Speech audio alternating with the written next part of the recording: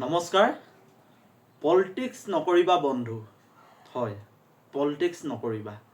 Politics নকৰিবা বন্ধু গানটো গাইছিল আমাৰ প্ৰাণৰ শিল্পী জুবিন গাৰ্গ ডাঙৰীয়াই।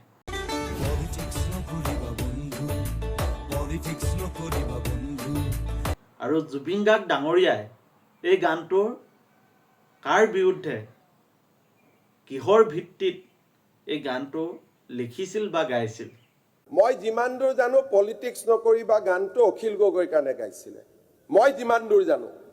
ডাঙৰ প্ৰশ্ন, কাৰণ অসম বিধানসভাত পলিটিক্স নকৰিবা বন্ধু গানটোক লৈ এতিয়া তৰ্ক হৈছে, বিতৰ্ক হৈছে।